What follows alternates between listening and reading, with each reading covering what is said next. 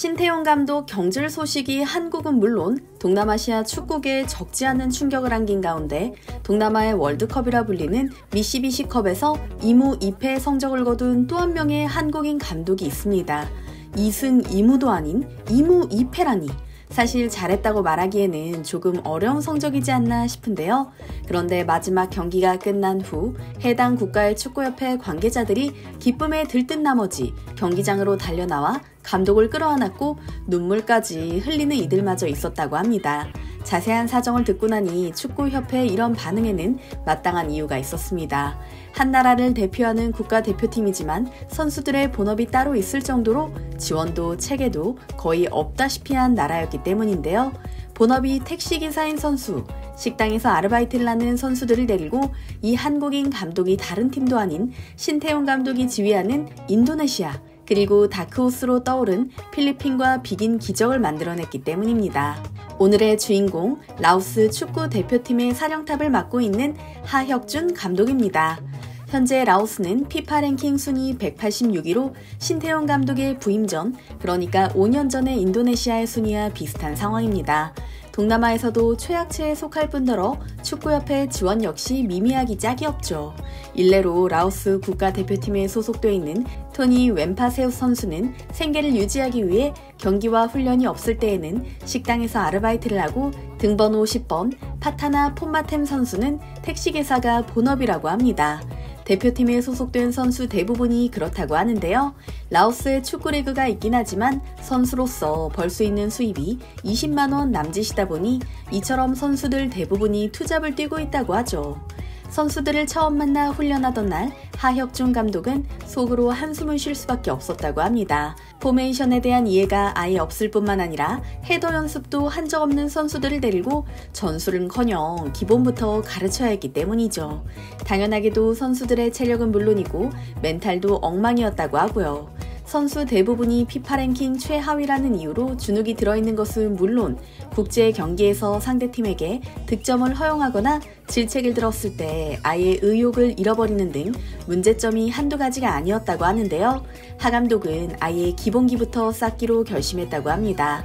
선수 각 개인에게 짬날 때마다 연습하라며 숙제를 내주는 것은 물론 전술적 개념 역시 몇 번이나 반복해 설명하며 가르쳤다고 하는데요.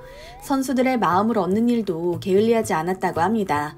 평소에도 선수들과 자주 어울리는 것은 물론 여러 이야기를 나누며 벽을 허물려 애썼다고 하는데요.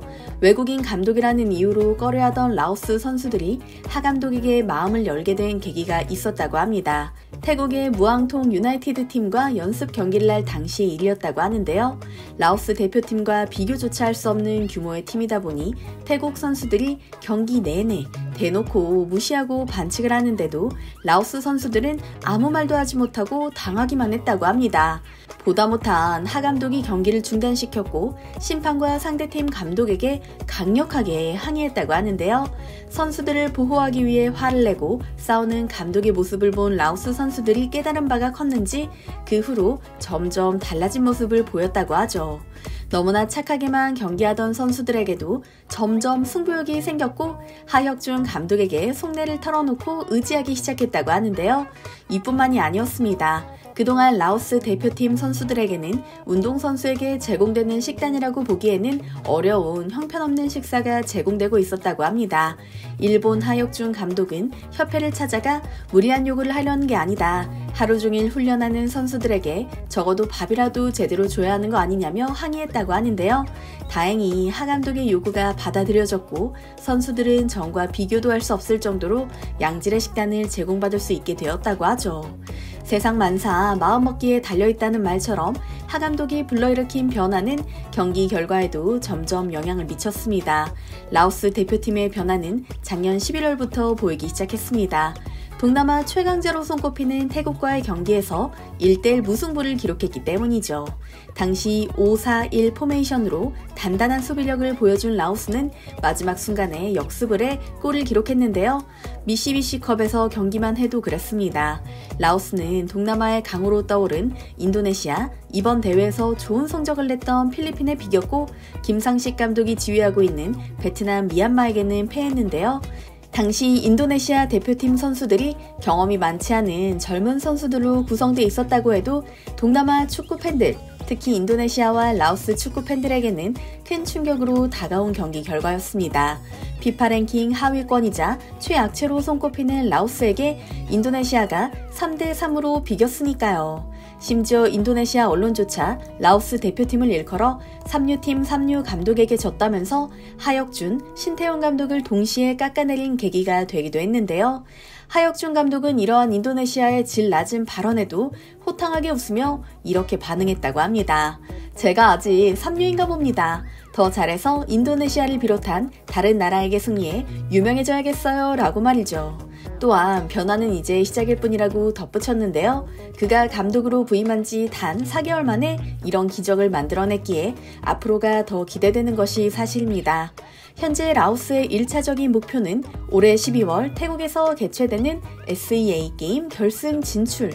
남들이 들으면 웃을지도 몰라도 저와 선수들은 목표 달성을 위해 최선을 다할 것이라며 하 감독은 굳은 의지를 내보이기도 했는데요.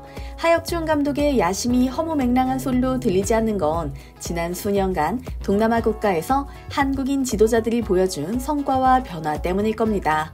한편 한국인 감독 덕분에 상승세에 오른 나라는 라오스뿐만이 아닙니다. 베트남 역시 김상식 감독 부임 8개월 만에 미쓰비시컵 우승을 거머쥐며 역시 한국인 감독이라는 찬사를 끌어냈는데요. 특히 결승전 상대였던 태국은 일본인 감독인 이시 마사타다와의 한일 사령탑 대결로 주목받았었죠. 조별 리그부터 결승까지 8경기를 한 번도 지지 않고 승리한 베트남 대표팀은 결승전 역시 통쾌한 승리로 마무리 지었는데요. 김상식 감독의 일화에서도 선수들 위해 적극적으로 나섰던 하혁준 감독과 비슷한 부분이 관찰됩니다. 김상식 감독은 국내 축구계에서도 일명 형님 리더십으로 잘 알려져 있죠.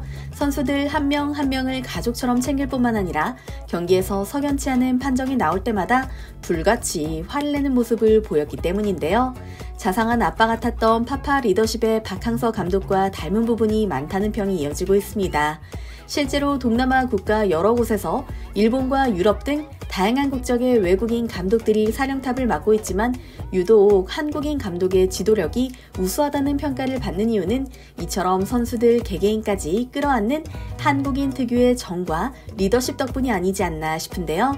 그러나 놀라운 성과를 냈음에도 불구하고 토사구팽당한 한국인 지도자들의 처지를 떠올리면 마냥 반가워할 수만도 없는 노릇이라 복잡한 심경이 되고 마는 것 같습니다. 여러분의 생각은 어떠신가요? 댓글로 남겨주시면 영상 제작에 참고하겠습니다. 오늘 영상도 흥미롭게 보셨다면 좋아요와 구독 부탁드리겠습니다. 항상 함께 해주시는 구독자, 시청자 여러분 감사합니다.